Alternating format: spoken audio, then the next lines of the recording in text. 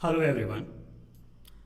दोस्तों, आज हम लोग इन्वायरमेंट एंड इकोलॉजी का जो सीरीज स्टार्ट किए हैं यूपीपीएससी से पीवाईक्यू से संबंधित जो सीरीज चल रही है उसमें आज हम लोग 10वें लेक्चर पे पहुंच गए हैं। किसके? इन्वायरमेंट एंड इकोलॉजी के टॉपिक से। ओके, आज का जो लेक्चर है वो आपका 10वां नंबर का है।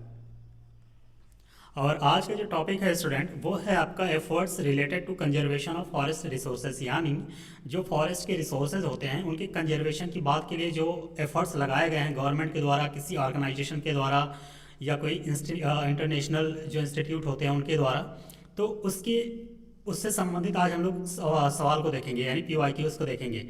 तो आज हम लोग यहाँ पे ज़्यादा समय जाया न करते हुए सीधे हम लोग सवाल पे आते हैं। तो स्टूडेंट, आज के लेक्चर का पहला सवाल है, to maintain ecological balance the area under forest should be, यानी इकोलॉजिकल बैलेंस को मेंटेन करने के लिए जो फॉरेस्ट होना चाहिए किसी एरिया में वो कितना होना चाहिए। ओके, तो सवाल पे चलने से पहले थोड़ा सा हम लोग इकोलॉजिकल बैलेंस क्या होता है उसके बारे में जान लेते हैं। ऑलरेडी मैं ये जो टर्म है इसको पहले बता चुका हूँ, लेकिन थोड़ा सा जो नए लोग होंगे उनके लिए मैं थोड़ा सा रिवाइज कर दे रहा हूँ। इकोलॉजिकल बैलेंस ओके, इसी को अगर हम लोग हिंदी में बात करें तो इसका जो टर्म हो जाएगा पारिस्थितिकी संतुलन।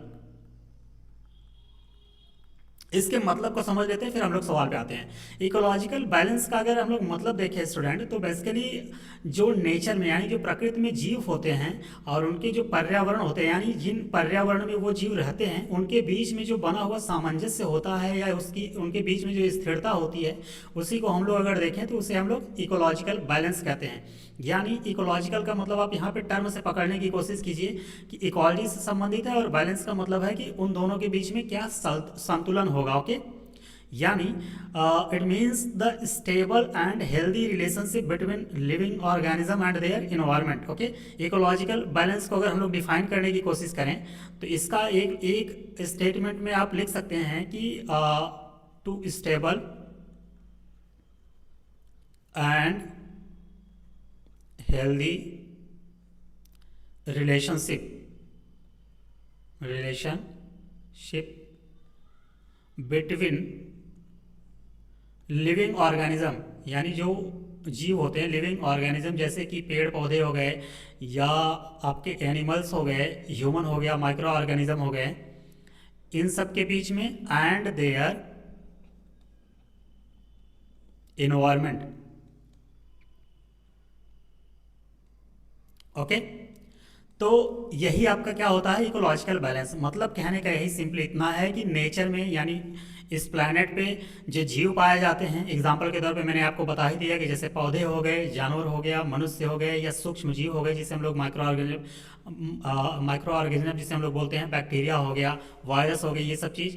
और उनके जो पर्यावरण होते हैं यानी जिनमें वो लोग रहते हैं उनके बीच में जो सामंजस्य बना होता है उसी को क्या बोलते हैं? Ecological balance. ओके, अगर पारिस्थितिकी संतुलन की बात करें यानी इकोलॉजिकल बैलेंस की बात करें तो इसमें जो जीव होते हैं उनकी जो संख्या होती है वो कंट्रोल में रहती है, यानी नियंत्रित रहती है, यानी नंबर ऑफ स्पीसीज जो होते हैं वो स्टेबल रहते हैं। ओके, इसके अलावा अगर हम लोग बात करें तो जो नेचुरल रिसोर्सेज होते हैं उनका सही उपयोग किया जाता है। नेचुरल रिसोर्सेज नेचुरल रिसोर्सेज का सही उपयोग किया जाना। इसके अलावा अगर हम लोग बात करें इकोलॉजिकल बैलेंस में क्या आता है, तो आपका जैसे एनर्जी हो गया या न्यूट्रिएंट्स होते हैं, जो उनका जो साइकिल होता है ना वो बना रहता है। यानी कहने का मतलब है कि एनर्जी एंड न्यूट्रिएंट साइकिल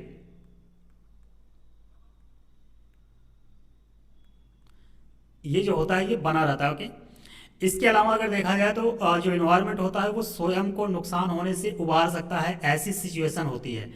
तो इसी को क्या बोलते हैं? Basically ecological balance. तो सवाल क्या कह रहा है, अब हम लोग सवाल पे आते हैं। तो सवाल ये कह रहा है कि to maintain ecological balance the area under forest should be, 10%, option B कह रहा है 23%, ऑप्शन सी कह रहा है 33%, ऑप्शन डी कह रहा है 53%। ओके, तो इसका करेक्ट आंसर हो जाएगा स्टूडेंट आपका 33%। यानी मेरे कहने का सिंपली इतना मतलब है कि किसी भी एरिया में जो फॉरेस्ट होता है, अगर उसको इकोलॉजिकल बैलेंस को मेंटेन करना है तो कम से कम उसको 33% होना पड़ेगा, ये जरूरी है। ये बताया किसने है? तो ये गवर्नमेंट ऑफ इंडिया के जो ऑर्गेनाइजेशन होते हैं, इन्वायरमेंटल ऑर्गेनाइजेशन, उन्होंने इसको रेकमेंड किया है। इंटरनेशनल जो बॉडीज़ होती उन्होंने भी रिकमेंड किया है। मैं ये कह रहा हूँ रेकमेंड किया है। ओके, यानी रिकमेंडेशन का मतलब, वो कहने का मतलब ये है कि आप इतना कम से कम रखिए, उनके वो उन्होंने इतना बताया है। तो जो इकोलॉजिकल बैलेंस है किसी एरिया में मेंटेन करने के लिए, उसमें फॉरेस्ट की कम से कम 33% अगर ज़रूरत रहेगी, तो वो जितना भी मैंने ये पॉइंट आपको बताया, इससे वो अपने आप को उबार सकता है। मैंने लास्ट में एक पॉइंट बताया ना कि पर्यावरण स्वयं को नुकसान से उबार सकता है, तो ये वाला पॉइंट आपको यहाँ पे फिट बैठ जाएगा। क्यों? क्योंकि वहाँ पे वही है कि उबारने के लिए कम से कम उसको 33% उस एरिया में फॉरेस्ट की जरूरत पड़ेगी। ओके, उम्मीद करते हैं ये आपको समझ में आया होगा। अगले सवाल पे चलते हैं। अगला सवाल कह रहा है कि which of the following has not been categorized as forest under the national forest policy. Okay, तो सवाल तो हम लोग सॉल्व करेंगे ही, लेकिन सबसे पहले ये समझ लेते हैं कि जो नेशनल फॉरेस्ट पॉलिसी आया है 1952 में, ये ईयर आप लोग ध्यान में रखिएगा, ये पहला नेशनल फॉरेस्ट पॉलिसी था। इसके बाद भी आए हैं, लेकिन जो सवाल पूछा है वो 1952 के अकॉर्डिंग पूछा है, तो हम लोग इसके बारे में थोड़ा सा जानते हैं। तो नेशनल फॉरेस्ट पॉलिसी जो आया है स्टूडेंट ना, ये बेसिकली फॉरेस्ट को कई कैटेगरी में डिवाइड किया हुआ है। यानी कहने का मतलब ये है कि forest have been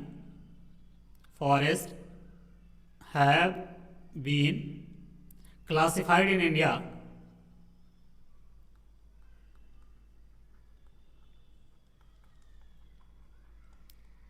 as follow, या एज कर लीजिए। ओके, क्लासिफाई की बात कर रहा हूं मैं, यानी जो ये पॉलिसी है इसने फॉरेस्ट को क्लासिफाई किया है, और मुख्य रूप से 4 कैटेगरी में किया है। पहला आपका हो जाएगा आपका प्रोटेक्टेड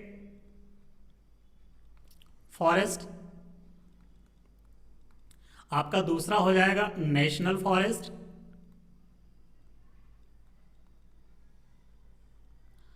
आपका तीसरा हो जाएगा विलेज फॉरेस्ट,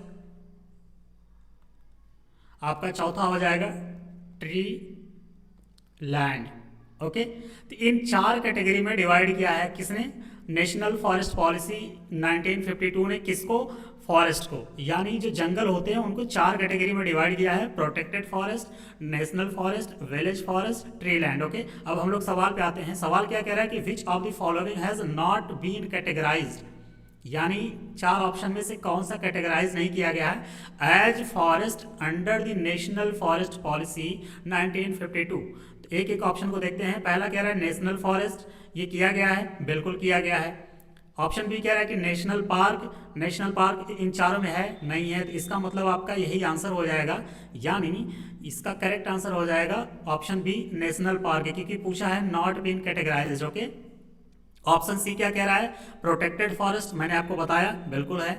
ऑप्शन डी क्या कह रहा है? विलेज फॉरेस्ट, ये भी है। यानी कहने का मतलब ये है कि नेशनल फॉरेस्ट हो गया, प्रोटेक्टेड फॉरेस्ट हो गया, विलेज फॉरेस्ट हो गया, ये सब क्या किया गया है? कैटेगराइज किया गया है एज अ फॉरेस्ट के रूप में। किसके द्वारा? नेशनल फॉरेस्ट पॉलिसी 1952 के द्वारा। लेकिन जो नेशनल पार्क है उसको इस कैटेगरी में नहीं रखा गया, यानी फॉरेस्ट की कैटेगरी में नहीं रखा जाता। ओके, तो उम्मीद करते हैं ये सवाल आपको समझ में आया होगा। अगले सवाल पे चलते हैं। अगला सवाल कह रहा है कि what were the main objective of the national forest policy, जो अभी हमने पीछे क्वेश्चन में देखा, जो कि 1952 में आया है। पूछ रहा है उसका जो मेन ऑब्जेक्टिव है उसका क्या है। Choose the correct answer by using codes given below. तो नेशनल फॉरेस्ट पॉलिसी जो है उसका अगर मेन ऑब्जेक्टिव की हम लोग बात करें स्टूडेंट, तो इसके कई ऑब्जेक्टिव हैं। ऑब्जेक्टिव अगर किसी चीज़ का होता है तो कई होता है। एग्जाम्पल के तौर पे अगर मैं आपको बताना चाहूँ तो जैसे आप ये समझ सकते हैं कि मेंटेनेंस ऑफ इन्वायरमेंटल स्टेबिलिटी, यानी जो इन्वायरमेंट की स्टेबिलिटी होती है उसको मेंटेन करने की बात करता है। और इसके अलावा अगर देखें तो conserving the natural heritage of the country, यानी अपने देश का जो नेचुरल हेरिटेज है उसको कंजर्व करने की बात करता है। ये इसकी मेन ऑब्जेक्टिव की बात कर रहा हूँ। ओके, इसके अलावा अगर हम लोग बात करें तो जो सॉयल इरोजन होता है किसी रिवर या लेक या रिजर्वायर के कैचमेंट एरिया में उसको चेक करने की बात करता है। इसके अलावा अगर हम लोग बात करें तो किसी जो डेजर्ट एरिया होता है, जैसे एग्जांपल के तौर पे इंडिया में राजस्थान की तरफ है थार डेजर्ट, ओके, तो वहाँ पे जो सैंड ड्यून्स बनते हैं ना, उसको उसके बढ़ोतरी के यानी उसके एक्सटेंशन को चेक करने की बात करता है। इसके अलावा अगर हम लोग ये देखें तो जो सस्टेनेबिलिटी होती है फॉरेस्ट या ट्री कवर की किसी कंट्री में, उसको उसको इंक्रीज करने की बात करता है। तो ये बहुत ढेर सारे इसके ऑब्जेक्टिव हैं, लेकिन हमको यहाँ पे सवाल सॉल्व करना है। तो यहाँ पे हम लोग ये 4 स्टेटमेंट इसने दे रखा है मेन ऑब्जेक्टिव के रूप में, उसको हम लोग पहले देखते हैं। ओके, तो पहला कह रहा है to ensure ecological balance. Ecological balance मैंने आपको समझाया डिटेल में, ये आपका बिल्कुल सही है।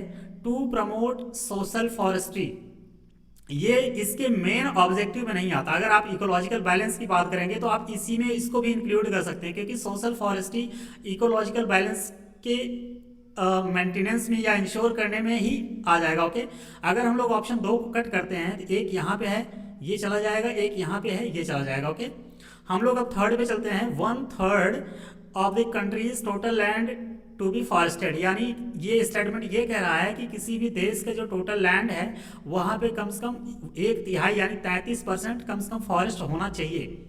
ये ऐसा ये नेशनल फॉरेस्ट पॉलिसी नहीं कह रहा है, क्यों?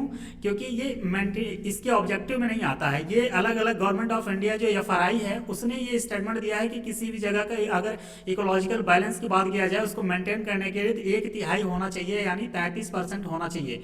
लेकिन ये इसके मेन ऑब्जेक्टिव में नहीं आता, यानी 3 आपका ऑप्शन चला जाएगा। ओके, अगर 3 चला गया तो यहाँ पे है, ये चला ही गया है, एक ऑलरेडी चला ही गया। ओके, तो आपका एक ऑप्शन बच रहा है, ऑप्शन सी, यानी ऑप्शन 1 और ऑप्शन 4। ऑप्शन 4 को देख लेते हैं, encouraging public community participation in forest management, यानी ये स्टेटमेंट ये कह रहा है कि फॉरेस्ट के मैनेजमेंट में जो पब्लिक कम्युनिटी होती है उसके पार्टिसिपेशन को इनकरेज किया जाए, उनको मोटिवेट किया जाए, उनको मतलब फॉरेस्ट या पेड़ पौधे लगाने के लिए मतलब आप यूँ कह लीजिए कि एनकरेज यानी प्रोत्साहित किया जाए। ओके, तो बेसिकली आपका स्टेटमेंट 1 एंड स्टेटमेंट 4 करेक्ट है, 2 और 3 आपका रॉन्ग है। तो आपका करेक्ट आंसर हो जाएगा 1 एंड 3। ओके, ये 2001 का सवाल है। ओके, अच्छा सवाल बनाया था। अगले सवाल पे चलते हैं। अगला सवाल कह रहा है कि which among the following state has launched अपना वन अपना धन स्कीम। मैं इसको हाईलाइट कर दे रहा हूँ। ये खैर 2012 के सवाल है, आज के समय में उतना रेलिवेंट नहीं है, बट आप लोग एक बार इसको ध्यान में रखिएगा। ओके, सवाल क्या कह रहा है कि इन चारों में से उत्तर प्रदेश, मध्य प्रदेश, हिमाचल प्रदेश और अरुणाचल प्रदेश, इन चारों स्टेट में से वो कौन सा स्टेट है जो कि अपना वन अपना धन स्कीम जो है उसको लॉन्च किया था। ओके, तो इसका करेक्ट आंसर हो जाएगा स्टूडेंट हिमाचल प्रदेश। हिमाचल प्रदेश ने इस स्कीम को लॉन्च किया था। इसका अगर एम क्या था, इस स्कीम का एम क्या था, तो इसको to promote afforestation, promote afforestation, इसका जो एम था। ओके, यानी जंगल की बढ़ोतरी कह लीजिए या पेड़ पौधों को लगाने के लिए स्कीम थी, यानी अपना वन अपना धन scheme. Okay, Himachal Pradesh government ने इसको लॉन्च किया था। ओके, अगले सवाल पे चलते हैं। अगला सवाल कह रहा है कि which of the following city of India is specialized in the plantation. पता नहीं क्या ही पूछ लिया है ये, मतलब अलग जो एग्जामिनर भी होते हैं वो बड़े मजे लेते हैं। ऐसे सवाल मतलब कौन ही ध्यान रखेगा। ओके, तो सवाल कह रहा है कि वो कौन से शहर है चारों ऑप्शन में। विजयवाड़ा हो गया, चंडीगढ़ हो गया और शिलोंग हो गया एंड वलपराई हो गया। वलपराई कहाँ पे है, तो ये आपका हो जाएगा कोयम्बटूर डिस्ट्रिक्ट। ये डिस्ट्रिक्ट कहाँ पे है, तो ये है आपका तमिलनाडु में। ओके, तो ये वलपराई जो है एक जगह है, सिटी है बेसिकली, ये कोयम्बटूर डिस्ट्रिक्ट तमिलनाडु में। ओके, तो इन चारों में से वो कौन सा शहर है जहाँ पे स्पेशलाइज्ड प्लांटेशन की बात चल रही है या है। ओके, तो ये 2013 का सवाल है। आई होप उस समय ये करंट में रहा होगा। तो इसका करेक्ट आंसर आपका ऑप्शन नंबर डी ही हो जाएगा, वलपराई। मैंने आपको बता दिया ये कहाँ पे है। ओके, अगले सवाल पे चलते हैं। अगला सवाल कह रहा है कि wild life protection act was passed in. ये बड़ा घिसा पिटा सवाल है, इतनी बार यूपीपीसीएस ने पूछा है ना। अच्छा, ये पॉइंट आप लोग ध्यान में रखिएगा ना, एक लिस्ट बना लीजिएगा आप लोग कहीं पे अपनी कॉपी में। इस लिस्ट में आप जितने एक्ट हैं, एक्ट उसके ईयर यानी वो कब इनेक्ट किया गया था या कब पास किया गया था उसको लिख लीजिएगा। ओके, ये मैं आपको हम्बल रिक्वेस्ट कर रहा हूँ, बेसिकली मैं आपसे रिक्वेस्ट कर रहा हूँ कि मोटे तौर पे अगर देखा जाए तो 10-12 एक्ट ऐसे हैं जो कि इन्वायरमेंट से संबंधित है, उनमें से हर साल 1 से 2 सवाल पूछ ही लेता है, या तो मैच करा देगा या तो डायरेक्ट पूछ लेगा, लेकिन आपसे पूछेगा जरूर। ये यूपी पीसीएस का बड़ा ही फेवरेट, अगर इन्वायरमेंट के लिहाज से देखा जाए तो बहुत ही फेवरेट टॉपिक है। ओके, तो आप लोग, मैं आपसे हम्बल रिक्वेस्ट कर रहा हूँ कि एक तरफ एक्ट लिख लीजिएगा, वो किस साल या मतलब किस ईयर में बेसिकली वो इनेक्ट किया गया है या पारित किया गया है, उसको आप लोग लिख दीजिएगा। ओके, जितना मुझसे हो पाएगा मैं आपको देता रहूँगा। प्रीलिम्स से पहले मैं आपको 3-4 पन्ने का जो मैं आपको शॉर्ट नोट्स प्रोवाइड करा दूंगा, उतना अगर आप लोग अभी से ये समझते चलेंगे तो उतना आप लोग वहाँ पे अगर रिवाइज कर लेंगे तो आपका काम हो जाएगा। मोर देन 80% सवाल की मैं बात कर रहा हूँ कि इतना आपका सॉल्व होने के चांसेस है। मैं वो इंसान नहीं हूँ कि आपको बोल दूँ कि हमारा नोट्स पढ़ लीजिए 100% फंसेगा, कहीं से और आएगा ही नहीं, नहीं बिल्कुल नहीं। आप अपने से पढ़ते रहिए, मेरा सिर्फ काम है कि आपको मेरा जो अनुभव है मैं आपको वहाँ पे शेयर करूँ। ओके, तो मेरी उम्मीद है मैं आपको मोर देन 80% आपको ये कह सकता हूँ कि जो मैं आपको 4-5 पेज का नोट्स इन्वायरमेंट का प्रोवाइड कराऊंगा वो फैक्चुअल नेचर का होगा, वन लाइनर टाइप का होगा, वहाँ से आपके सवाल फंसने के चांसेस होंगे। ओके, तो अगर इस सवाल पे हम लोग आए तो सवाल क्या कह रहा है कि wild life protection act was passed in, तो ये कब पास किया गया था स्टूडेंट? तो ये 1972 में पास किया गया था। बहुत ही घिसा पिटा सवाल है ये, और ये किस लिए पास किया गया था तो इसके थोड़े से पॉइंट आप लोग जान लीजिए। ओके, मैं कलर चेंज कर दे रहा हूँ फिर आपको लिख दे रहा हूँ। तो ये बेसिकली इनैक्ट किस लिए किया गया था? For the protection of plants and animals species. ऐसा नहीं है कि ये सिर्फ प्लांट के लिए है या सिर्फ एनिमल के लिए है, दोनों के लिए है। ओके, प्लांट के लिए भी है और एनिमल के लिए भी है। ओके, यानी पौधों और जानवरों की प्रजातियों की सुरक्षा के लिए अधिनियमित किया गया था, इनेक्ट किया गया था। ओके, और इसका एक जो काम क्या है, तो इसका एक काम और लिख लीजिएगा आप लोग कि provides legal framework for the protection of various species, यानी अलग अलग तरीके की species of wild animal,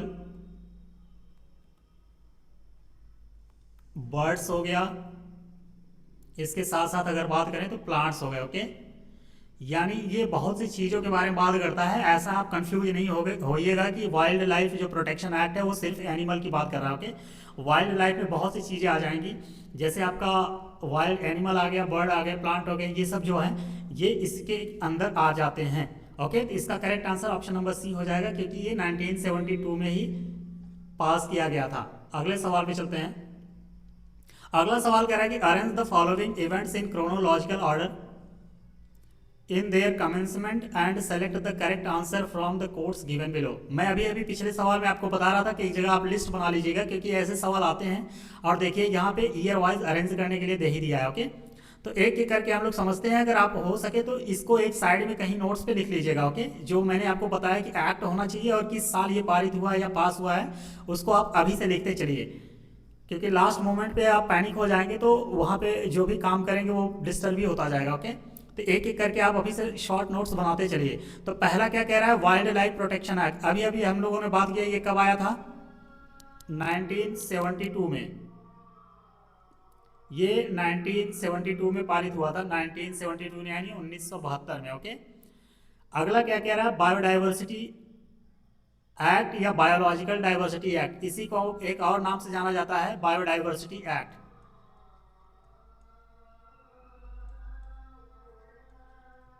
okay, ये आपका आया था 2002 में। प्रोजेक्ट टाइगर की अगर हम लोग बात करें तो ये 1973 में पास किया गया था। प्रोजेक्ट एलिफेंट की अगर हम लोग बात करें तो ये 1991 से लेके 1992 में पारित किया गया था। और अगर एग्जैक्ट डेट की बात करें तो ये फरवरी 1992 में आया था। Okay, just a minute, 1992। Okay, तो ये अब आपको अरेंज कराना है। तो यहाँ पे 72 आया, 1972, फिर 73, यानी पहले पे 1 हो जाएगा, फिर आपका आ जाएगा 3, फिर आपका आ जाएगा 4, फिर आपका आ जाएगा 2। यानी 1 3 4 2, 1 3 4 2 किस में है, तो आपका करेक्ट आंसर हो जाएगा ये option number B. Option number B आपका करेक्ट आंसर हो जाएगा। अगले सवाल पे चलते हैं स्टूडेंट। अगला सवाल कह रहा है कि with reference to preservation of wildlife in India which of the following statement is correct. Okay, यानी वाइल्ड लाइफ के प्रिजर्वेशन की बात कर रहा है और पूछ रहा है कौन सा स्टेटमेंट करेक्ट है। यानी दो स्टेटमेंट इसने दे रखा है। पहला कह रहा है कि the wild life protection act 1972 provides legal framework for the protection of wild animals only. यहाँ पे बहुत ही एक्सट्रीम स्टेटमेंट दे दिया है। अभी अभी मैंने आपको बताया कि जो वाइल्ड लाइफ प्रोटेक्शन एक्ट 1972 है वो वाइल्ड एनिमल्स की बात नहीं करता, वाइल्ड एनिमल्स के अलावा ये बर्ड्स की बात करता है, प्लांट्स की बात करता है। ओके, तो ये स्टेटमेंट आपका गलत हो जाएगा। अगला क्या कह रहा है कि project elephant aims to conserve wild Asian elephant only, यानी यहाँ पे भी आपका ओनली दे दिया है बेसिकली। तो बेसिकली ये भी आपका रॉन्ग हो जाएगा। क्यों? क्योंकि ये सिर्फ वाइल्ड एशियन एलिफेंट की बात नहीं करता। इसके अलावा अगर हम लोग बात करें तो जो कैप्टिव एलिफेंट होते हैं, यानी जो पाले जाते हैं, पालतू एनिमल होते हैं, पालतू बेसिकली एलिफेंट होते हैं, उनको भी प्रिजर्व करने की ये बात करता है। ये सिर्फ वाइल्ड एशियन एलिफेंट की बात नहीं करता। तो इस हिसाब से अगर देखें तो दोनों स्टेटमेंट इसका गलत है। तो ये आपका हो जाएगा option number D, neither one nor two. Okay, अगले सवाल पे चलते हैं। अगला सवाल कह रहा है स्टूडेंट कि मैच करने के लिए यहाँ पे एक्ट दे रखा है, यहाँ पे ईयर दे रखा है और मैच कराने के लिए बोल रहा है। तो पहला कह रहा है forest conservation act. Forest conservation act की अगर हम लोग बात करें तो ये आपका हो जाएगा 1980। फॉरेस्ट कंजर्वेशन एक्ट की अगर हम लोग बात करें तो ये 1980 में आया था। ओके, इन्वायरमेंट प्रोटेक्शन एक्ट, इसी को हम लोग ईपीए बोलते हैं, शॉर्टकट में ईपीए। ओके, ये कब आया था? तो ये 1986 में आया था। ओके, बहुत ही फेवरेट है, यूपी पीसीएस का one of the most favourite है ये है एक वाइल्ड लाइफ प्रोटेक्शन एक्ट वाला, ये दोनों। ओके, इनका ईयर बहुत ज्यादा मैच कराने को दे देता है। तीसरा कह दिया है air prevention and control pollution act, ये कब आया था स्टूडेंट? अगर इसकी बात किया जाए तो ये आपका आया था 1981 में। ओके, और एक बचा आपका water prevention and control of pollution act, ये आपका आया था 1974 में। आप मैच कराइए, देखिए कौन सा आंसर आ रहा है। ओके, 9 का आपका देखिए अगर तो पहले का 1 है, ठीक है, तो 2 ये चला गया, ये चला गया, यानी सी और ए आपका चले गए। 1 बचा यहाँ पे।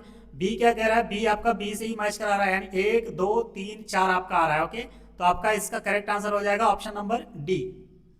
अगले सवाल पे चलते हैं। अगला सवाल क्या कह रहा है कि as part of new forest inventory design implemented in 2016, ये बेसिकली उस समय का करंट का सवाल था। In 2016 the revisit time has been reduced to, यानी इसके कहने का मतलब है कि जो वन सर्वेक्षण होता था उस समय, उसके लिए दोबारा आने का जो समय था उसको कम किया गया है। तो कितना से कितना किया गया है? तो ये पहले 25 साल था, उसको लाके 5 साल कर दिया गया है, यानी पहले से इसको घटा दिया गया है। रीविजिट टाइम, यानी किसी भी वन के सर्वेक्षण के लिए दोबारा आने का जो समय किया गया है वो 5 साल कर दिया गया था घटा के। ओके, तो इसका करेक्ट आंसर आपका हो जाएगा ऑप्शन नंबर ए।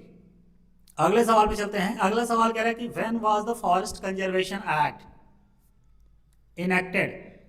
तो अभी अभी मैंने आपको बताया कि फॉरेस्ट कंजर्वेशन एक्ट कब इनेक्ट किया गया था, तो आपका हो जाएगा correct answer 1980, option number C. अगले सवाल पे चलते हैं। अगला सवाल कह रहा है कि forest research institute is located in, यानी इसको हम लोग शॉर्टकट में FRI बोलते हैं, FRI। यही है जो कि इंडिया स्टेट फॉरेस्ट रिपोर्ट, यानी RI India state forest report, ISFR जो रिपोर्ट आती है बेसिकली उसको यही पब्लिश करता है। ओके, हर 2 साल में बाई ईयरली होता है बेसिकली ये, यानी हर 2 साल में इसको पब्लिश किया गया जाता है। किसके द्वारा? FRI के द्वारा। तो पूछ क्या रहा है कि FRI इज लोकेटेड इन, तो बेसिकली ये इंस्टीट्यूट है, ये है आपका उत्तराखंड के देहरादून में।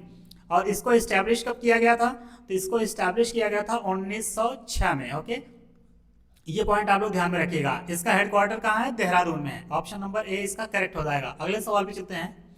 अगला सवाल कह रहा है कि in world wild life India account for, यानी पूरी दुनिया में जो वाइल्ड लाइफ है उसमें इंडिया में कितना देखने को मिलता है। तो अगर इंडिया की हम लोग बात करें स्टूडेंट, भारत की अगर हम लोग बात करें तो भारत पूरी दुनिया का लगभग 2.41% जो है एरिया या लैंड जो है आपका वो अपने पास रखता है। यानी जो भारत की जमीन है वो पूरी दुनिया की अगर लैंड की बात किया जाए तो उसमें 2.41% भारत के पास है। ओके, लेकिन इसके अलावा अगर ओवरऑल बात किया जाए तो भारत लगभग 8% जो वाइल्ड लाइफ होते हैं पूरी दुनिया का, वो भारत में पाए जाते हैं। पूरी दुनिया की मैं बात कर रहा हूँ, यानी पूरे वर्ल्ड में अगर 100% पाया जाता है तो सिर्फ भारत में उसके 8% आपको देखने को मिलते हैं। ओके, एक किताब आई थी, उस किताब का नाम था फॉनल डाइवर्सिटी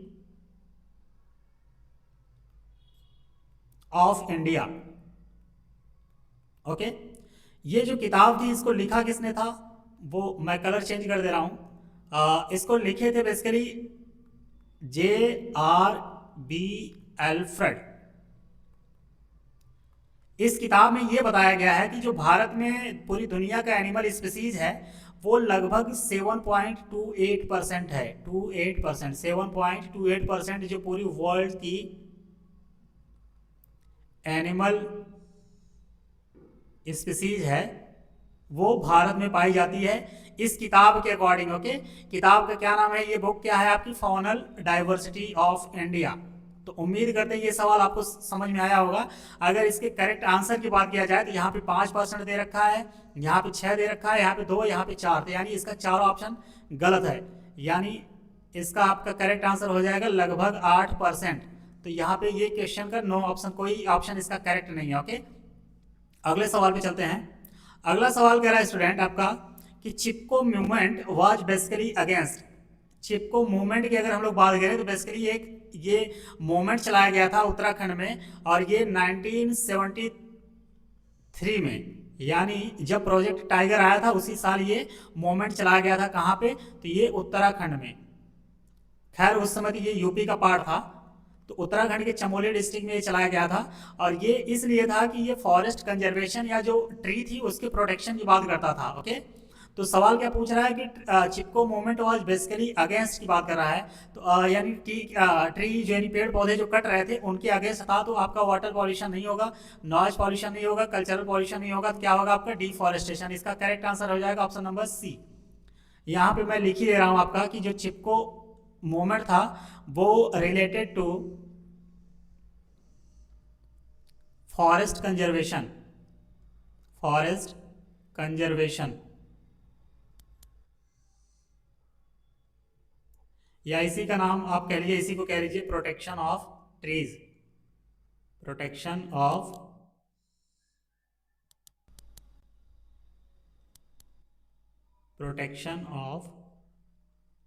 ट्रीज। ओके, और उस समय की बात किया जाए तो इसे सबसे ज़्यादा इसको लीड किया था, तो उनके 2 लोगों का आप नाम ध्यान में रखिएगा। एक था आपका जस्ट अ मिनट, हाँ, एक आपके थे चंडी प्रसाद भट्ट, और एक और लीडर थे इसी के आपके सुंदरलाल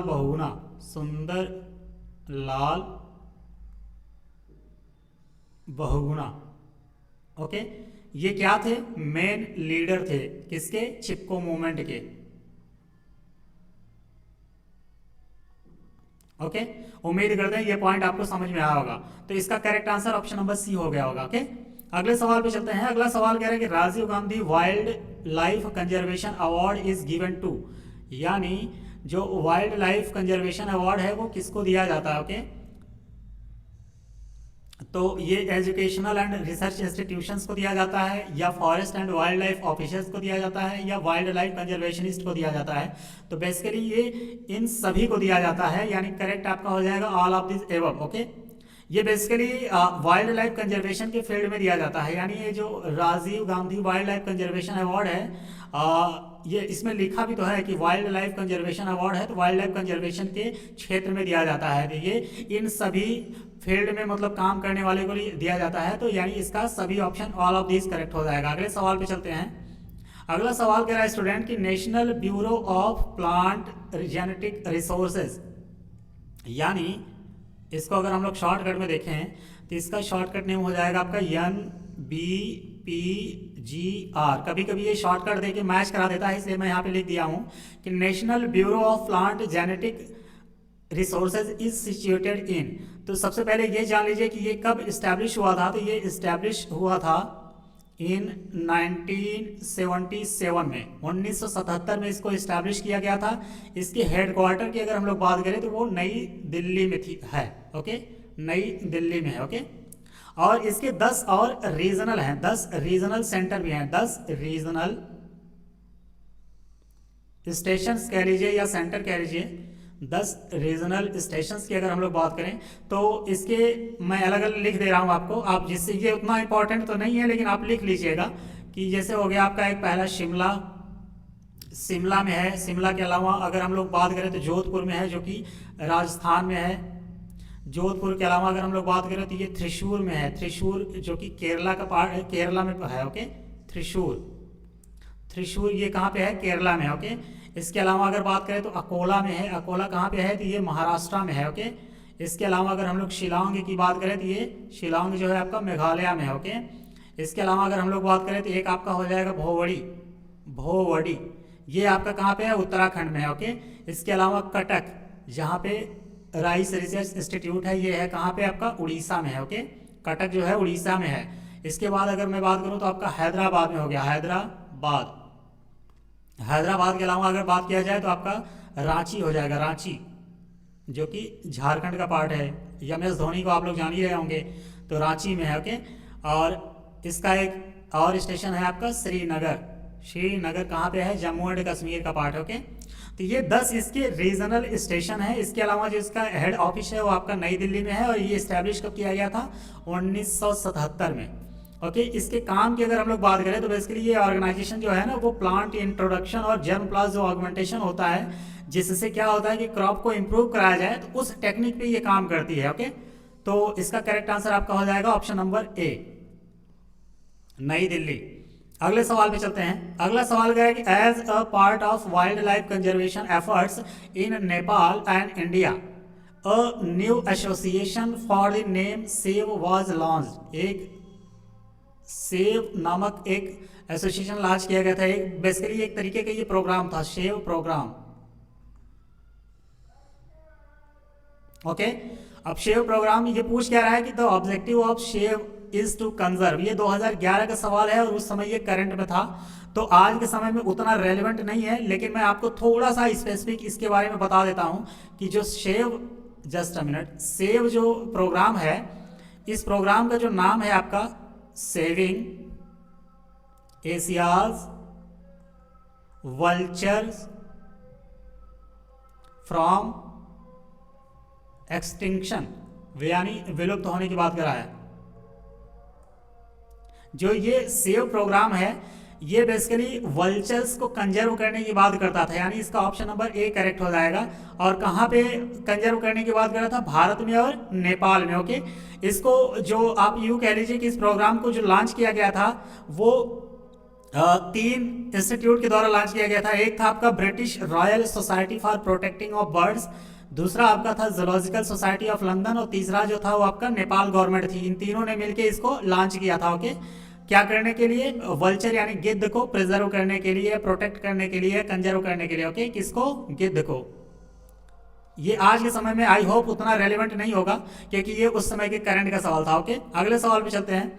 अगला सवाल कह रहा है कि India's largest fish is, Bharat का कौन सा सबसे बड़ा मछली है? स्टोन फिश या व्हेल शार्क या मार्लिन या हिल्सा? तो इसका करेक्ट आंसर आपका हो जाएगा whale shark. Okay, whale shark की अगर बात किया जाए तो ये सबसे ज्यादा ऑस्ट्रेलिया प्लस साउथ अफ्रीका के कोस्टल एरिया में देखने को मिलता है, लेकिन ये हर साल मार्च के समय अगर देखा जाए तो ये गुजरात के कोस्टल एरिया में आ जाती हैं।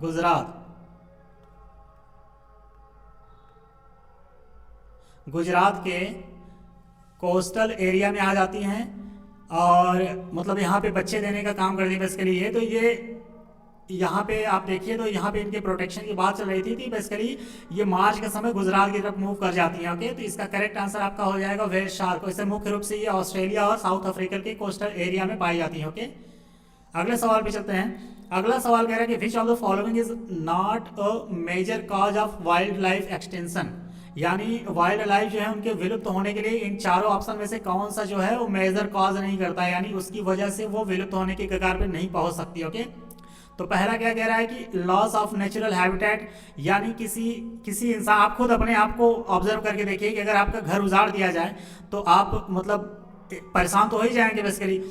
तो सवाल वही कह रहा है कि पहला स्टेटमेंट, ये ऑप्शन यही कह रहा है कि लॉस ऑफ नेचुरल हैबिटेट, यानी किसी भी ऑर्गेनिज्म का या किसी भी वाइल्ड लाइफ का अगर नेचुरल हैबिटेट को ही अगर हम लोग खत्म कर दें तो वो लॉस यानी वो एक्सटेंशन की कैटेगरी में आ जाएगा, मतलब एक्सटेंशन के आप यूँ कह लीजिए कि कंडीशन में आ जाएगा कि नहीं, बिल्कुल आ जाएगा।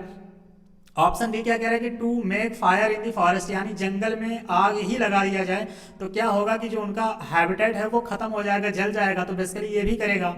ऑप्शन सी क्या कह रहा है कि illegal commercial trade off wild life, अगर किसी चीज को इलीगली किया जा रहा है तो ऑब्वियस सी बात है उसकी संख्या धीरे धीरे कम होती चली जाएगी। ओके, तो ये भी आपका इसमें एक रीजन हो जाएगा। चौथा क्या है, fast pace of population growth, ये उतना नहीं होगा क्योंकि वाइल्ड लाइफ एक्सटेंशन, इससे क्या होगा कि जो फूड होगा ना, फूड के लिए लड़ाई हो जाएगी, किसमें, वाइल्ड लाइफ एनिमल्स में और ह्यूमंस में। तभी आज के समय में अगर देखा जाए तो ह्यूमन एनिमल कॉन्फ्लिक्ट एक बहुत ही मेजर मुद्दा बना हुआ है। क्या बना है, ह्यूमन एनिमल कॉन्फ्लिक्ट, क्योंकि आजकल के समय में आपको न्यूज में सुनने को मिलता होगा कि किसी के घर में तेंदुआ घुस गया है, कहीं मतलब जहां ह्यूमन रहते हैं वहां पे हाथी आ गया है, टाइगर आ गया है। तो ये बेसिकली ह्यूमन एनिमल कॉन्फ्लिक्ट किस वजह से हो रहा है, क्योंकि पॉपुलेशन ग्रोथ बहुत तेजी से हो रहा है और जिस वजह से कि पॉपुलेशन इतना बढ़ रहा है इस वजह से फॉरेस्ट को काटा जा रहा है, और फॉरेस्ट को काटने से क्या हो रहा है कि किसी भी वाइल्ड लाइफ का जो नेचुरल हैबिटेट है वो खत्म हो रहा है। तो उससे क्या हो रहा है कि जब उनका खत्म हो रहा है तो वो दूसरे के मतलब इंसानों की एरिया में आ जा रहे हैं, तो इससे क्या हो रहा है कि ह्यूमन एनिमल कॉन्फ्लिक्ट आपको देखने को मिल रहा है। ओके, तो इसका करेक्ट आंसर अगर देखा जाए तो मेजर कॉज नहीं है आपका ऑप्शन नंबर डी, यानी बहुत ज्यादा पॉपुलेशन ग्रोथ अगर देखा जाए तो वो अभी मेजर कॉज नहीं है क्या, वाइल्ड लाइफ एक्सटेंशन के लिए। ओके, तो इसका correct answer option number D हो जाएगा। अगले सवाल पे चलते हैं। अगला सवाल कह रहा है स्टूडेंट कि द पग मार्क टेक्निक इज यूज। इस सवाल को अगर आपको बिल्कुल नहीं आ रहा है तो आप इसको, जो पग मार्क दिया है ना, पहले इस टर्म को आप तोड़िए। अगर आपको बिल्कुल समझ नहीं आ रहा है कि इसका क्या होगा तो इस टर्म को तोड़िए। अगर हिंदी में देखा जाए तो पग मतलब क्या होता है, पैर। एक गाना आप लोगों ने सुना होगा ना, पग घुघरू बाद मीरा नाची, तो वही वाला कॉन्सेप्ट आप लगाइए। पग मतलब हो गया आपका पैर, मार्क मतलब होता है आपका चिन्ह। ओके, यानी किसी भी एनिमल का या किसी भी लिविंग स्पीसीज का जो है पैर की चिन्ह की बात कर रहा है।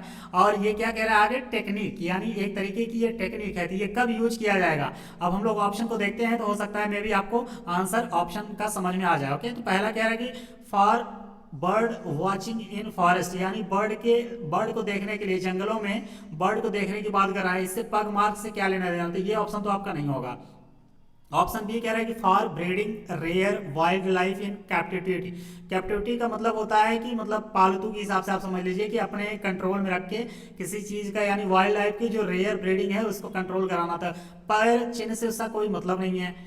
ऑप्शन सी क्या कह रहा है कि for estimation of population for various wild animals. बिल्कुल ये हो सकता है, क्यों, क्योंकि पग मार्क की जो टेक्निक है वो बेसिकली उससे किसी एनिमल्स की पैर को देख के पहचाना जाता है। इससे क्या होता है कि उस वाइल्ड लाइफ की स्पीसीज को काउंट किया जा सकता है, यानी उसका एस्टिमेशन लगाया जा सकता है कि इस पर्टिकुलर एरिया में इस पर्टिकुलर स्पीसीज की कितने पॉपुलेशन आपको है। ओके, तो क्योंकि हर वाइल्ड लाइफ का अपने पैर का एक अपना यूनिक फीचर होता है बेसिकली, तो इस वजह से क्या होता है कि इसी काम में लाया जाता है for estimation of population of various wild life, यानी विभिन्न जंगली जानवरों की जो जनसंख्या है उसकी अनुमान लगाने के लिए। ओके, तो इसका correct answer option number C हो जाएगा। ऑप्शन डी क्या कह रहा है, for tattooing wildlife in distinguish one species from other, यानी इससे टैटू किया जाए वाइल्ड लाइफ को, जिससे क्या होगा एक स्पीसीज से दूसरी स्पीसीज को पहचाना या अलग किया जा सके। ओके, तो ऐसा तो नहीं होगा, इतना सरकार के पास टाइम भी नहीं है और लोग भी खाली नहीं है। ओके, तो इसका correct answer option number C हो जाएगा। अगले सवाल पे चलते हैं। अगला सवाल कह रहा है कि which animal is symbol of world wild life fund, यानी बेसिकली ये क्या है, WWF। इसी को एक और नाम, मतलब वही सेम ही नाम है, world wide fund for nature के नाम से भी ये जाना जाता है। ओके, तो पूछ रहा है कि इन चारों में से, यानी टाइगर, जायंट पांडा, हॉर्नबिल या व्हाइट बियर, इन चारों में से इसका सिंबल क्या है, यानी इस ऑर्गेनाइजेशन का सिंबल क्या है। तो ये पहले समझ लीजिए कि जो ये ऑर्गेनाइजेशन है ये 1961 में बनी थी। ओके, और इसी साल जायंट पांडा जो कि एक एनिमल है, इसको ये संस्था जो है वर्ल्ड वाइल्ड फंड, ये अपना क्या बनाई थी, एक सिंबल के रूप में यूज किया था। ओके, तो इसका करेक्ट आंसर आपका हो जाएगा ऑप्शन नंबर बी। जायंट पांडा की अगर बात किया जाए तो ये बेसिकली आज के समय में देखा जाए तो बहुतायत रूप में ये चाइना में आपको देखने को मिलेगा। और अगर इसके मतलब नेचुरल हैबिटेट की बात किया जाए तो जो ब्रॉड लीफ ये टेम्परेट फॉरेस्ट होते हैं ना, वहाँ पे ये बहुतायत रूप में आपको देखने को मिलेगा। तो वर्ल्ड वाइल्ड लाइफ फंड का जो सिंबल यूज किया जाता है वो आपको जायंट पांडा के रूप में किया जाता है, और ये संस्था 1961 में बनी थी। ओके, अगले सवाल पे चलते हैं। अगला सवाल कह रहा है consider the following statement. 4 statement दे रखा है, उसमें पूछ रहा है कि कौन सा करेक्ट है। ओके, तो पहला क्या कह रहा है कि the world wild fund for nature, यानी ये WWF की बात कर रहा है जो पिछले सवाल में हम लोगों ने देखा। Okay, was established in 1961। मैंने आपको वहीं पे बताया कि ये 1961 में एस्टैब्लिश किया गया था, यानी एक आपका सही है ऑप्शन। स्टेटमेंट 2 क्या कह रहा है, the death of 13 lions in Nandan forest sanctuary. Basically Nandan Kanan एक फॉरेस्ट है, या आप कह लीजिए कि रिजर्व है बेसिकली, वहाँ ये कहाँ है, उड़ीसा में है। ओके, उड़ीसा। तो सवाल क्या है, ये स्टेटमेंट क्या कह रहा है, the death of 13 lion in Nandan forest sanctuary in Orissa in July 2000 was due to trypanosomiasis. तो बेसिकली ये कह रहा है कि 2000 में नंदन कानन में 13 जो शेर थे वो मर गए थे, किस वजह से, ट्रिपैनोसोमियासिस डिजीज की वजह से। ओके, तो पहले ये समझ लीजिए कि ट्रिपैनोसोमियासिस होता क्या है। तो बेसिकली ये एक तरीके का पैरासिटिक डिजीज है। ये होता कैसे है, तो इसको कॉज करने के लिए ट्रिपैनोसोमा नामक पैरासाइट होता है, यानी ट्रिपैनोसोमा पैरासाइट की वजह से ये होता है। ओके, तो ये एक तरीके का पैरासिटिक डिजीज है। इस किससे होता है, ट्रिपैनोसोमा पैरासाइट से होता है। इसको ट्रांसमिट कौन करता है, यानी ट्रांसमिटेड बाई।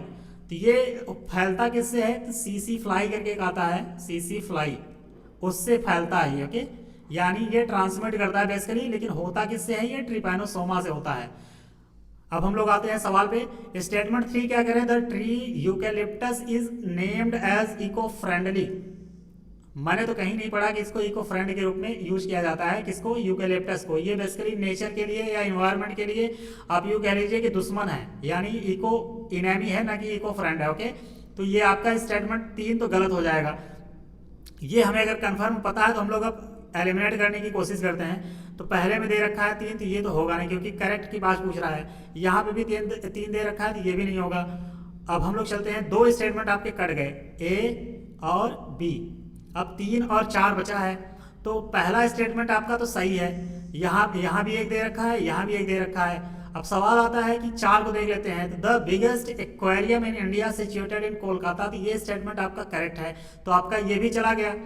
और यहाँ पे 4 दे रखा है, तो 2 आपका, 2 में कंफ्यूजन हो रहा है। 2 में कंफ्यूजन ये हो रहा है कि ये 2000 के समय का ये करंट अफेयर्स का ये लाइन उठा के यहाँ पे स्टेटमेंट बना दिया गया है एग्जामिनर के द्वारा, क्योंकि ये सवाल 2002 का है। ओके, तो ये 2000 उस समय का था, ये 13 लाइन नहीं थे यहाँ पे, तो ये स्टेटमेंट इस वजह से भी गलत हो गया। ओके, अदरवाइज इसका करेक्ट आंसर आपका ऑप्शन नंबर सी ही होगा। लेकिन यहाँ पे जो कमीशन मांगा था उसको इसे हटा दिया था मार्किंग करने से। ओके, तो इस वजह से इसका कोई करेक्ट आंसर नहीं है। अगर ऑप्शन की तरफ हम लोग चले तो इसका correct answer option number C हो जाएगा। ओके, अगले सवाल पे चलते हैं। अगला सवाल कह रहा है कि which country has the largest percentage of its total area under forest, यानी इन 4 ऑप्शन में से वो कौन सी कंट्री है जिसका जो एरिया है वो सबसे ज्यादा फॉरेस्ट से कवर है।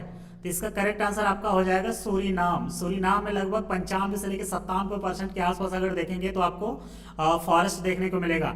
अभी जब हम लोग इंडियन स्टेट फॉरेस्ट रिपोर्ट देखेंगे जो कि आ रखा है, तो उसमें हम लोग डिटेल में समझने की कोशिश करेंगे। तो ये बेसिकली 2009 का सवाल है, आज के समय में इतना रेलिवेंट नहीं है। मेरे रखने का मतलब सिर्फ इतना ही था कि ये भी आप समझते चलिए कि जो फॉरेस्ट से संबंधित करंट अफेयर्स के सवाल होंगे वो कैसे आपको सॉल्व करने होंगे।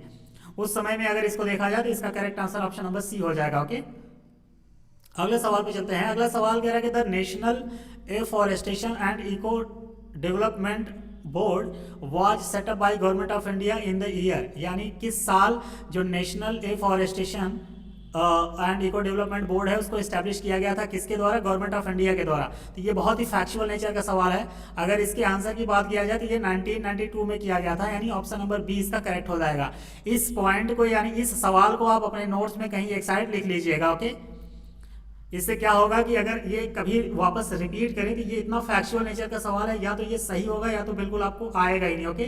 तो इसमें गेस करने का कोई मतलब ही नहीं है क्योंकि इतना फैक्चुअल नेचर का है। तो आप कहीं भी इसको नोट्स कर लीजिए, कहीं अगर वापस ये रिपीट हो तो आप इसको मैच करा सकें, ओके। तो इसका correct answer option number B हो जाएगा। अगले सवाल पे चलते हैं। अगला सवाल कह रहा है कि which of the following statement regarding project elephant was launched by government of India is not correct. यानी ये प्रोजेक्ट एलिफेंट की बात कर रहा है, प्रोजेक्ट एलिफेंट। पूछ रहा है कि इनमें से मतलब इस प्रोजेक्ट से संबंधित कौन सा स्टेटमेंट इसमें गलत है चारों ऑप्शन में। तो पहला क्या दे रखा है, it was launched in 1991 to 1992, बिल्कुल होगा क्योंकि मैंने अभी आपको बताया कि फरवरी 1992 में इसको ऑफिशियली लॉन्च कर दिया गया था गवर्नमेंट ऑफ इंडिया के द्वारा, okay. It addresses issues of man animal conflict. ये जब कोई भी प्रोजेक्ट बनाया जाता है तो बहुत ही ब्रॉड स्केल पे सोच समझ के बनाया जाता है, ऐसा नहीं है कि किसी एक काम के लिए बनाया जाता होगा। तो ये जो मैन एनिमल कॉन्फ्लिक्ट हो रहा है उसके एड्रेस यानी उस इशू को एड्रेस करने के लिए ये बिल्कुल बनाया गया होगा, ओके। तो प्रोजेक्ट एलिफेंट में ये भी आ जाएगा। ऑप्शन सी क्या कह रहा है कि the welfare of only wild animal fund is taken care of, यानी यहाँ पे ओनली दे दिया, बहुत ही एक्सट्रीम स्टेटमेंट है। तो बेसिकली अभी मैंने आपको बताया कि वाइल्ड एलिफेंट के अलावा जो कैप्टिव एलिफेंट होते हैं उनके लिए भी ये काम करेगा, कौन, प्रोजेक्ट एलिफेंट। तो ये स्टेटमेंट आपका गलत हो जाएगा, ओके। ऑप्शन डी क्या कह रहा है कि it was launched as a centrally sponsored scheme, ये बिल्कुल सेंट्रली स्पॉन्सर्ड स्कीम है, ओके। तो ये भी स्टेटमेंट आपका करेक्ट हो जाएगा। यानी कहने का मतलब है कि इसका करेक्ट आंसर आपका हो जाएगा ऑप्शन नंबर 3, क्योंकि यही स्टेटमेंट जो है गलत है। तो ये पूछा क्या है कि नॉट करेक्ट कौन सा है, ओके। तो ऑप्शन नंबर सी आपका सही हो जाएगा। अच्छा स्टूडेंट, यहाँ पे जब हम लोग सॉल्व कर ही रहे हैं तो ये अगर टर्म आ गया तो इस टर्म के बारे में समझ लेते हैं कि गवर्नमेंट ऑफ इंडिया जो होती है ना वो दो तरीके की स्कीमों को लॉन्च करती है। एक तो हो गया आपका सेंट्रली स्पॉन्सर्ड, जब आप करंट पढ़ेंगे ना वहां पे आपको बहुत देखने को मिलेगा, सेंट्रली स्पॉन्सर्ड स्कीम। और एक है आपका दूसरा वाला सेंट्रली सेक्टर्ड स्कीम, ओके। इन दोनों का बस एक डिफरेंस आप समझ लीजिए। सेंट्रली स्पॉन्सर्ड स्कीम जब होती है तो उसमें गवर्नमेंट जो होती है, सेंट्रल इंडिया की मैं बात कर रहा हूँ, सेंट्रल गवर्नमेंट की बात कर रहा हूँ। तो सेंट्रली स्पॉन्सर्ड जब आता है ना तो स्पॉन्सर्ड का मतलब ये है कि इसमें ये पूरा 100% की बात नहीं करेगा, ओके। यानी ये स्टेट के साथ कुछ ना कुछ साझा करेगा जो फंड रिलीज करेगा। यानी सपोज कीजिए एग्जांपल के तौर पे 60-40 हो गया, यानी 60% सेंट्रल गवर्नमेंट देगी, 40% स्टेट गवर्नमेंट देगा। या 19-10 की बात होती है, यानी 90% सेंट्रल गवर्नमेंट देगा, 10% स्टेट गवर्नमेंट देगा। तो ये बेसिकली जो 60-40 का रेशियो चलता है, ये नॉर्मली अगर देखा जाए तो ये जो आपके यूँ समझिए कि जो ये नॉर्मल स्टेट देखने को मिलते हैं बड़े वाले बिगर स्टेट की, उसमें देखने को मिलता है। और ये जो है 90 और 10 का रेशियो चलता है, ये बेसिकली आपको पहाड़ी एरिया, पहाड़ी स्टेट हो गए या पहाड़ी प्लस इसके साथ साथ जो नॉर्थ ईस्ट के स्टेट होते हैं ना, उनमें जब कोई फंड को रिलीज किया जाता है तो इस रेशियो में किया जाता है, ओके। तो इसका मतलब ये हो गया। लेकिन अगर सेंट्रली सेक्टर्ड स्कीम की हम लोग बात करें तो यहाँ पे सेंट्रल गवर्नमेंट जो है वो 100% फंड को रिलीज करती है अपने दम से, ओके। यानी सेंट्रली सेक्टर्ड स्कीम में गवर्नमेंट ऑफ इंडिया 100% फंड को रिलीज करती है, सेंट्रली स्पॉन्सर्ड स्कीम में गवर्नमेंट ऑफ इंडिया कुछ रेशियो में करती है। रेशियो कुछ भी हो सकता है, लेकिन जनरली एक आम तौर पे देखा जाता है कि 60-40 का रेशियो होता है। और अगर पहाड़ी और नॉर्थ ईस्ट स्टेट की बात किया जाए तो वो 90-10 का होता है, ओके। तो अब उम्मीद करते हैं ये पॉइंट आपको समझ में आया होगा। अगले सवाल पे चलते हैं। अगला सवाल कह रहा है स्टूडेंट कि which country has the highest percentage of its geographical area under forest, okay. ये 2013 का सवाल है, तो उस समय इसका करेक्ट आंसर जापान था, लेकिन आज के समय में ये उतना रेलेवेंट नहीं है। आप सिंपली इतना समझिए कि इस तरीके के जब क्वेश्चन आएंगे तो उसको टैकल कैसे करना है। तो जब मैंने आपको बताया कि जो India state forest reserve report हम लोग देखेंगे तब उसमें इसको हम लोग डिटेल में समझने की कोशिश करेंगे। यहाँ पे सिर्फ आप इतना समझिए कि इस तरीके के सवाल आते हैं, ओके।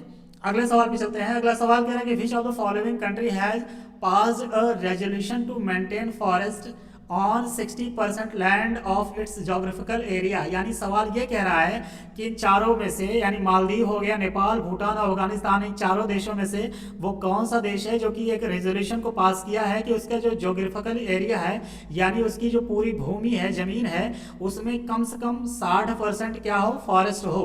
तो ऐसा जो रेजोल्यूशन पास किया है वो भूटान ने किया है। ओके, भूटान भूटान जो है यहाँ पे अगर आज के समय में देखा जाए तो मोर देन 70% जो एरिया इसका है वो फॉरेस्ट से ढका हुआ है। ओके, तो इसका करेक्ट आंसर आपका हो जाएगा ऑप्शन नंबर सी।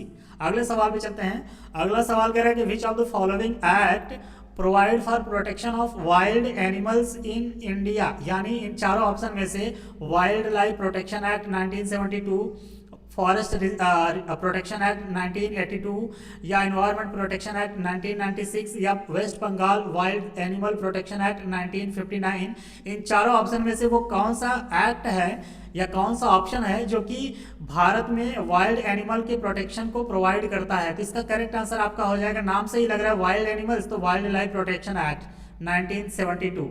ये ईयर भी मैचिंग करा दिया। ओके, तो इसका ये करेक्ट आंसर आपका ऑप्शन नंबर ए हो जाएगा। तो उम्मीद करते हैं स्टूडेंट आज का लेक्चर आप लोगों को अच्छा लगा होगा। अगर अच्छा लगा होगा तो आप लोग जरूर आप अपने कमेंट में जाके मतलब मुझे कुछ कमेंट करके जरूर बताइएगा कि लेक्चर आपको कैसा लग रहा है, या ये सीरीज जो चल रही है ये आपको बेनिफिशियल हो रही है या नहीं। ओके, ये मोस्टली जितना भी मैं अभी करा रहा हूँ ये ज़्यादातर आपको जो सिविल सर्विसेज की तैयारी करने वाले लोग हैं उनके लिए बेनिफिशियल होगा।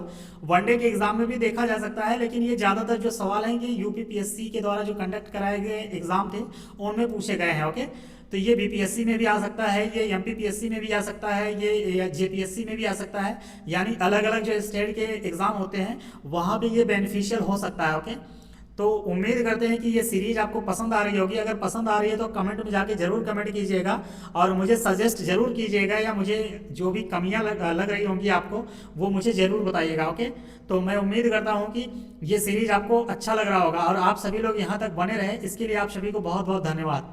अगले लेक्चर में फिर मिलते हैं। Okay, thank you so much.